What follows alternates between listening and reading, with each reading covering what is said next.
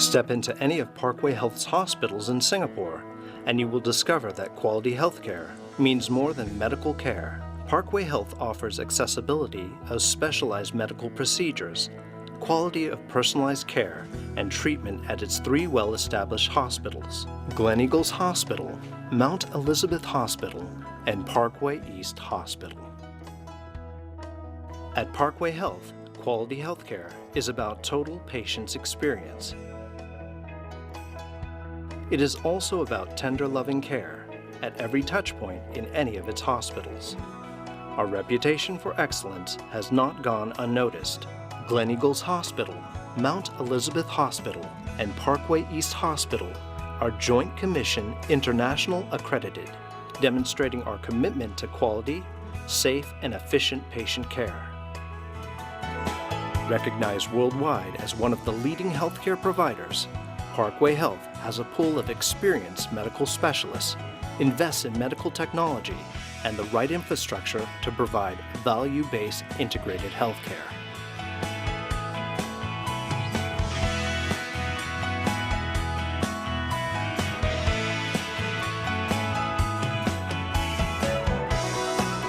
Parkway Health offers clinical programs that are tailored for patients to experience holistic and comprehensive care under a team of specialists. With more than 1,200 accredited specialists covering over 40 multidisciplinary specialties, patients can expect quality care and be assured of our integrated facilities and expertise, which are grounded in good clinical practice. Whether patients' needs are basic or complex, they find reassurance in Parkway Health's facilities.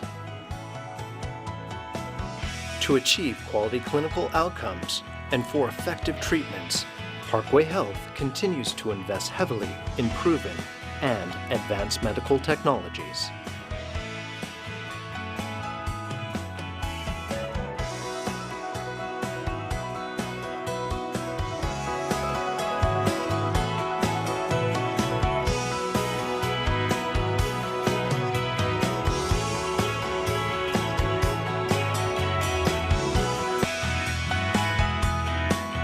Parkway Health also extends round-the-clock medical service through its 24-hour accident and emergency facility, providing care for life-threatening emergencies and minor urgent care medical problems. Parkway Health operates a patient assistance center to serve as a one-stop and 24-hour service center to help patients access specialists and complex medical care in Singapore. 24 hours a day and 365 days a year, our helpline service provides medical referral and assistance in over 10 languages. Our global culture means we know and understand our patients from their perspective. People from all over the globe have come to Parkway Health's 3 hospitals in Singapore for comprehensive specialist care. Beyond its reputation for medical milestones, patients come for the peace of mind, knowing they will receive quality care by our dedicated team of nurses, doctors, and staff who understand their special needs. In realizing our vision, we seek towards achieving quality clinical service and operational outcomes. This way, when our patients step out of our hospitals, we know we have made a difference in their lives. Parkway Health, your quality healthcare provider in Singapore.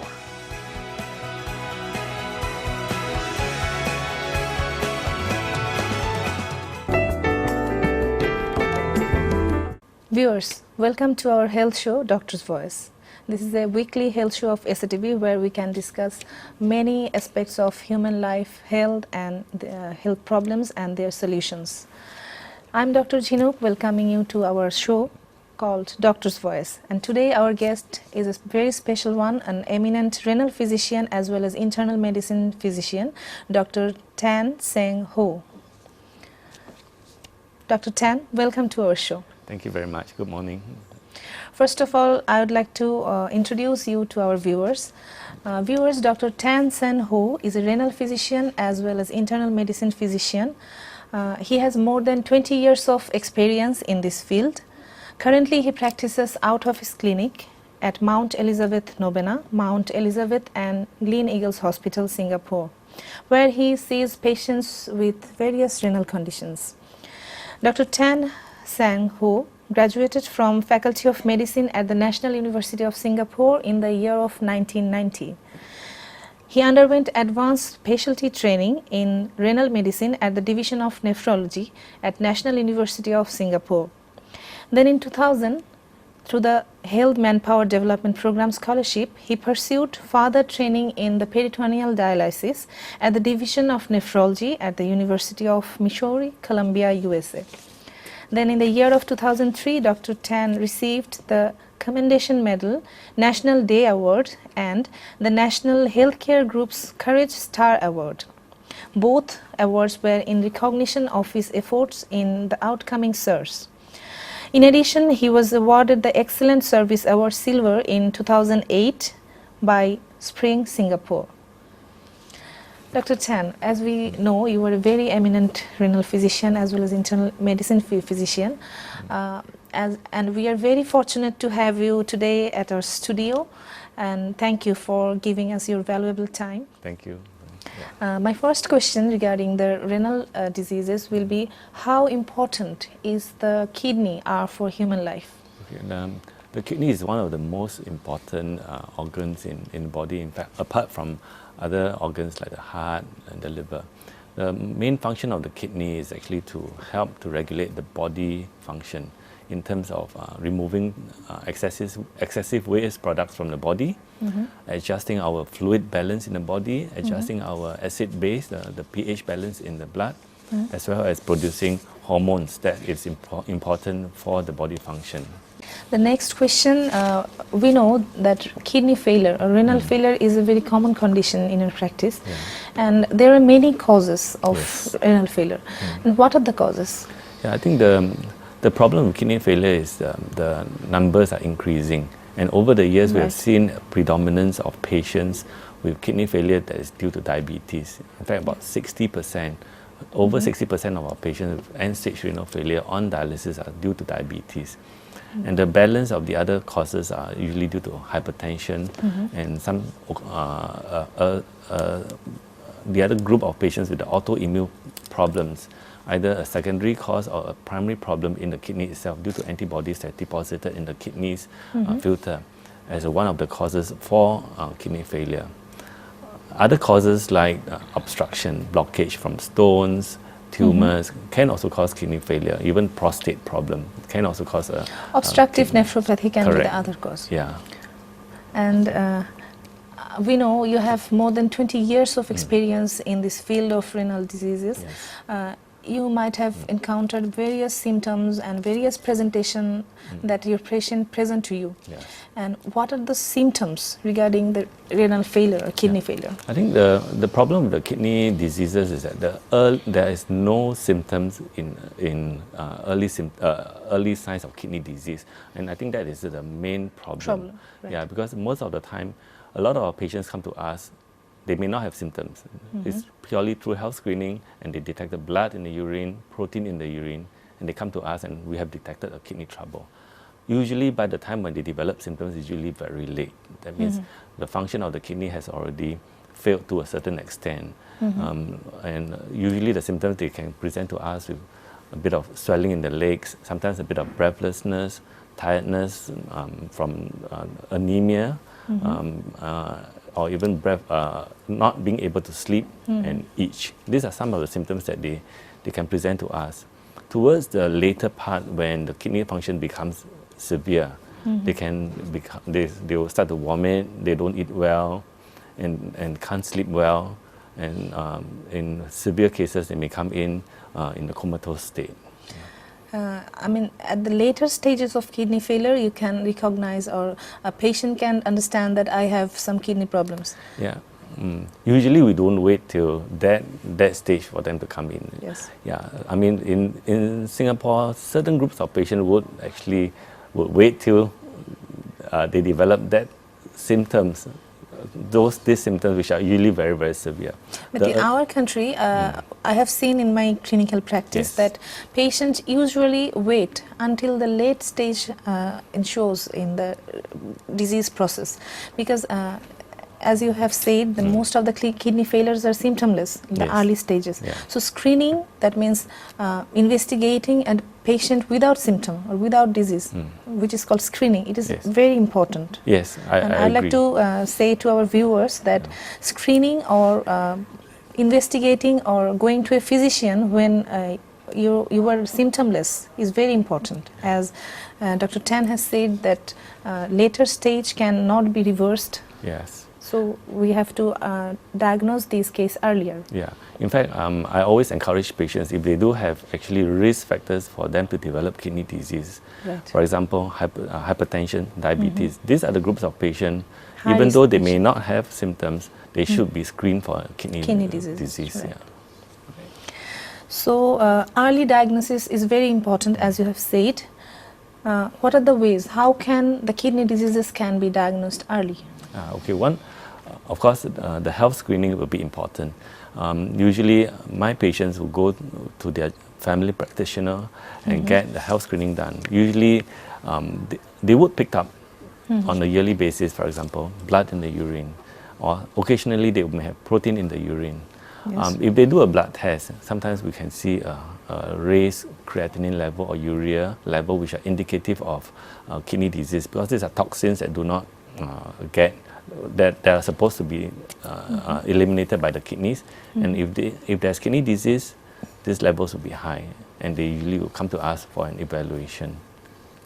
So what are the investigations that a high-risk patient that you have said, diabetes, hypertension, etc., patient should undergo for screening procedure? Yeah, I think the basic screening would be blood, urine, as well as some radiological tests. Imaging of kidneys. Yeah, because blood screening would be the kidney function. We look at the creatinine, the urea, Creatinine, the urea, blood count, looking at the hemoglobin, and then also we look at the bicarbonate to look at to see if they are acidic in the blood, and calcium, phosphate, and vitamin D levels, the electrolytes, serum electrolytes. correct. And then and the urine screening is important to look for blood and protein. And with the imaging, sometimes we do pick up even hereditary problems, polycystic kidney diseases, for example, can also be picked up even on health screening. Yeah. Then, as we have discussed the diagnosing procedure or investigations, now we can go for the treatment. What are the treatment for kidney failure you have encountered in your practice? Okay, kidney failure itself can be divided into various stages. So I usually talk about dialysis or replacement therapy at the end. The most important thing is what do we do with a patient who presents to us with a kidney problem. I tell them they have to remember that two things they have to remember. The first treatment is actually to treat the underlying problem, because that is the problem that caused the kidney trouble.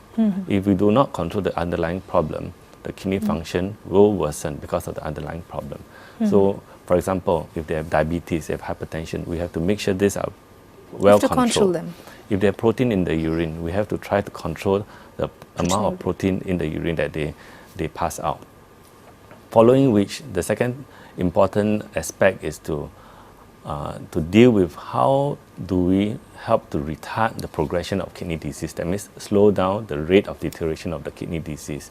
And usually this, again, we look at the risk factors. Again, we go back to the basics of managing their underlying problem, diabetes, hypertension, cholesterol, trying to control their cholesterol, because these are also additional risks, and the lifestyle. Should lipid profile be included in the screening process? Yes, lipid profile is important because these are also risk factors for them to develop kidney diseases. Yeah. So we have far more to know from you about kidney diseases after the short break. Okay, thank you. Viewers, it's time for a short break. See you after this short break. Stay with us.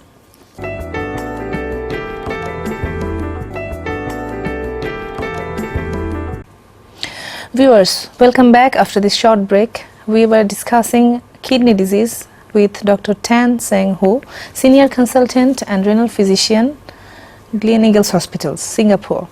Let's proceed to the discussion. Dr. Tang, before going to the break, we were discussing the treatment options for kidney failures. You were telling that some stages of kidney failure are reversible and some are not. And when the patient is going to say that I'm not reversible anymore, what is the cut-off point? Okay, usually when we're talking about not reversible, meaning that whatever you do, the kidney function is not helping enough to support the body function. And where that is the point where we have to talk about, okay, what do we do to try to replace the function that the kidney cannot do? And we'll be talking about renal replacement therapy. Renal replacement therapy, it is not just transplant alone, it is also, we have to talk about taking over the function like dialysis. Dialysis. Yeah, so even when we talk about dialysis, we have a few options. Okay? There's hemodialysis, which is, we call it the blood dialysis. Blood dialysis. And the other option is peritoneal dialysis. Yeah. That is CPD. Okay, peritoneal dialysis, there are, CAPD is, CPD is either you can do the manual form or you use a machine to help you with the dialysis. All right. In Singapore, what are the spectrum of treatment of renal failure you were practicing nowadays? Okay, in Singapore, we have a whole range of different treatment options with regards to dialysis. Say, for example, for hemodialysis, we do conventional hemodialysis. We also do, this is for chronic, the hemodiafiltration, which is a little bit of more of an in thing right now with regards to the dialysis treatment in kidney failure. The other options with regards to peritoneal dialysis, we have the CAPD, which is a manual form of dialysis, or APD, which is automated peritoneal dialysis. And even within this spectrum of treatment itself, the solutions that's available that we can use are also very varied, and it gives us the opportunity to use different solutions for patients. And then, of course, lastly, it will be the transplantation. Where we, in Singapore, we have actually cadaveric and as well as living-related transplant. Cadaveric, basically for the patients in Singapore who are Singaporeans, and the living donors or living-related transplant are usually for locals or anybody who wants to come in for a transplant. We know that you were doing renal transplantation for a long time, and 20 years is a very long experience.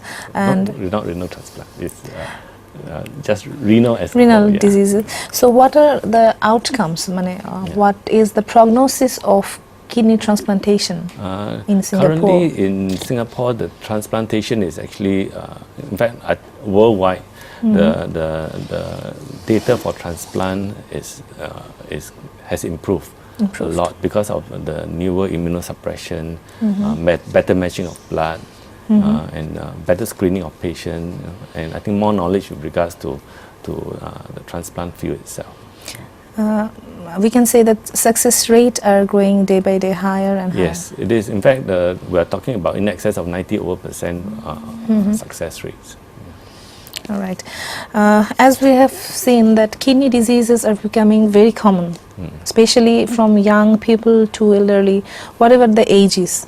And our lifestyle, our dietary habits and the environmental factors may act for this increase in the number. And what do you think that, what is the cause of increasing this kidney disease day by day? I think the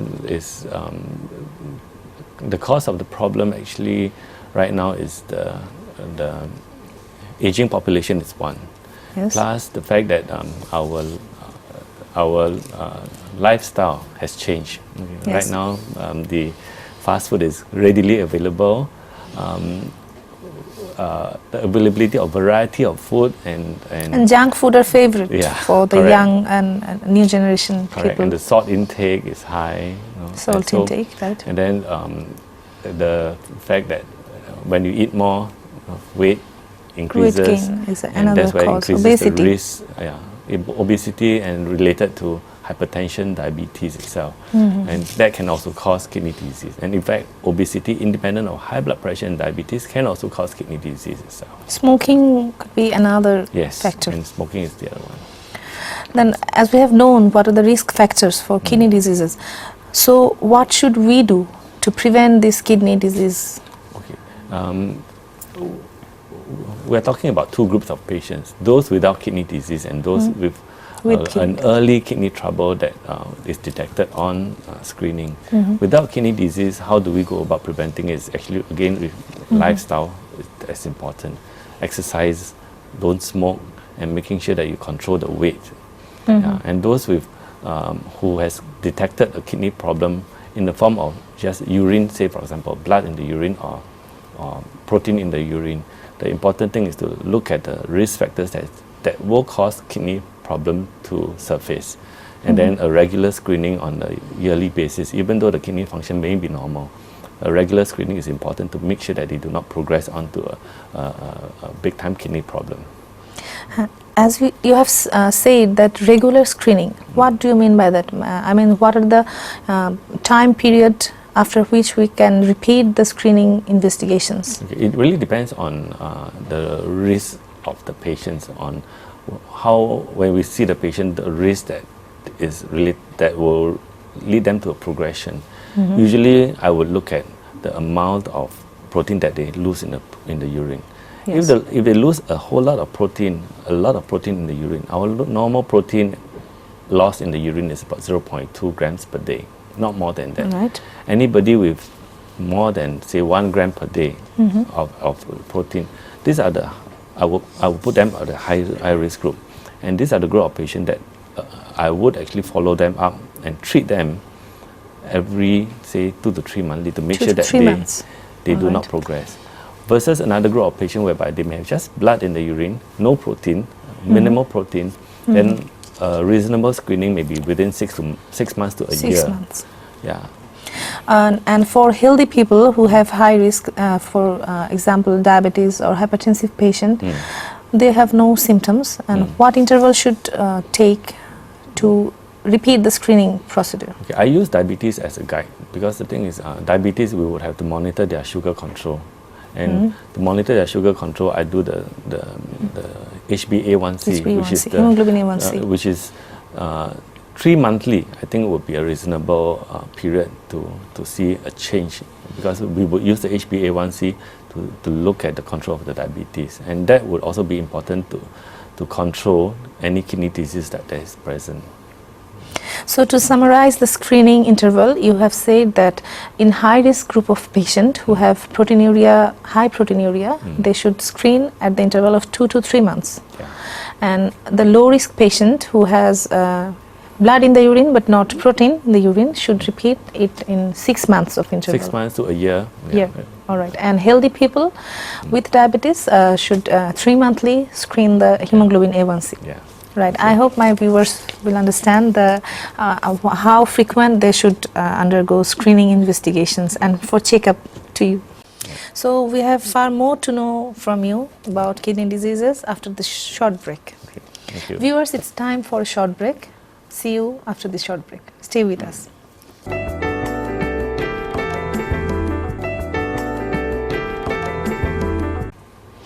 Viewers, welcome back after this short break. We were discussing kidney disease with Dr. Tan Seng Ho, Senior Consultant and Renal Physician, Gleneagles Hospitals, Singapore. The next question to you is, how important is a healthy lifestyle and healthy diet is to prevent kidney disease? I think healthy lifestyle is very important. I think at the end of the day, we are looking at the risk of developing kidney trouble from diseases that cause kidney failure. If we look at diabetes, okay, whereby over 60% of patients with end-stage renal failure is due to diabetes. In fact, if we look at the figures in Singapore itself, 1 in 3 patients above 60 years of age would have some sort of diabetic sugar problem. So lifestyle in terms of controlling weight, not smoking, yes, and regular exercise. Okay, how can we control our weight when our new generation is busy with laptop and tab and games, and not going for any games or outdoor activities. Yeah, I And think- what is your advice to them? I think promoting a healthy lifestyle is very important. I think from perspective of doing sports, for example, or even if I have patients who say they can't walk. Very common problem is obese patients. They have knee problem, arthritis, and I I ask see. them to exercise. They can't exercise. I said, okay, then you have to do something about it. Then Okay? how can they control the weight? Diet. Dietary Reduce modification. carbohydrates. Okay, I think again right now there are a lot of talks about how do we go about the different diets that's available to reduce weight, and then physical activities. You don't have to do a marathon. You just need to walk, Yes. at least brisk walk on a daily basis. That will probably help the weight and help with preventing any diseases that is related to not just kidneys but cardiovascular problems as well. Yes, I think all diseases are interrelated. Yes. The cardiovascular system, the renal system, Yeah. diabetes, hypertension, all are related, and all can be prevented by adopting a healthy diet and a healthy lifestyle. Yes. And my next question is asked by many viewers that going abroad for treatment for kidney disease, many of us think that it is a very expensive procedure, and they fear to approach to a highly specialized physician like you. And would you please say that the cost or the expenditure for kidney treatment in your country? Okay, I think that when we talk about the cost of treatment for kidney diseases, at the end of the day, we are talking about putting aside the dialysis part, because dialysis, they come back to the home country and get the treatment. That would be in the form of going for dialysis in the centers in their home country. But the cost of treatment overseas would basically be we are looking at outpatient treatment. We'll be looking at medications. I think the bulk of the treatment will be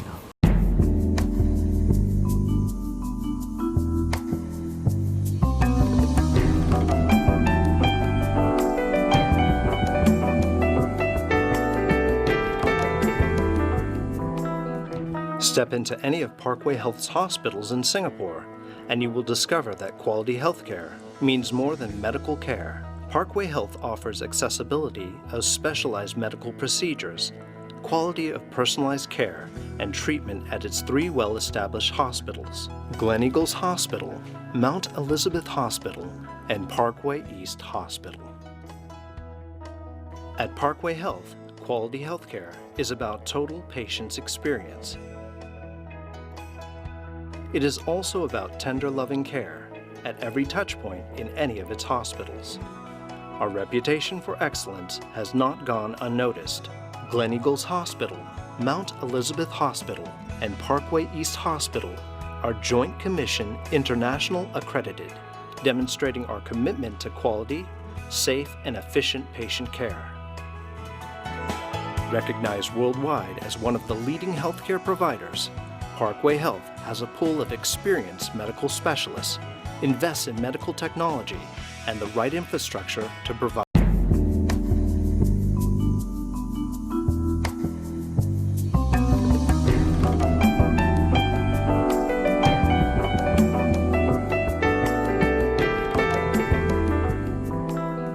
Step into any of Parkway Health's hospitals in Singapore, and you will discover that quality healthcare means more than medical care. Parkway Health offers accessibility of specialized medical procedures, quality of personalized care, and treatment at its 3 well-established hospitals: Gleneagles Hospital, Mount Elizabeth Hospital, and Parkway East Hospital. At Parkway Health, quality healthcare is about total patient's experience. It is also about tender, loving care at every touchpoint in any of its hospitals. Our reputation for excellence has not gone unnoticed. Gleneagles Hospital, Mount Elizabeth Hospital, and Parkway East Hospital are Joint Commission International accredited, demonstrating our commitment to quality, safe, and efficient patient care. Recognized worldwide as one of the leading healthcare providers, Parkway Health has a pool of experienced medical specialists, invests in medical technology, and the right infrastructure to provide value-based integrated healthcare.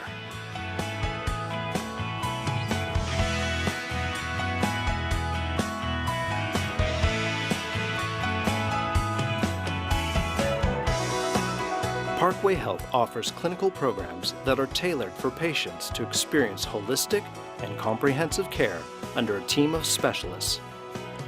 With more than 1,200 accredited specialists covering over 40 multidisciplinary specialties, patients can expect quality care and be assured of our integrated facilities and expertise, which are grounded in good clinical practice. Whether patients' needs are basic or complex, they find reassurance in Parkway Health's facilities. To achieve quality clinical outcomes and for effective treatments, Parkway Health continues to invest heavily in proven and advanced medical technologies.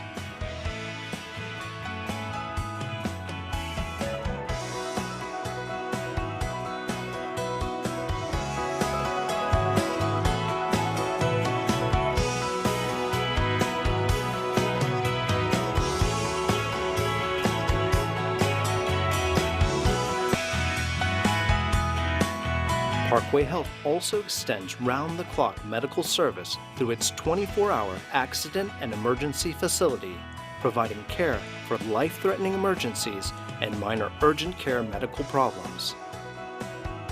Parkway Health operates a patient assistance center to serve as a one-stop and 24-hour service center to help patients access specialists and complex medical care in Singapore. 24 hours a day and 365 days a year, our helpline service provides medical referral and assistance in over 10 languages. Our global culture means we know and understand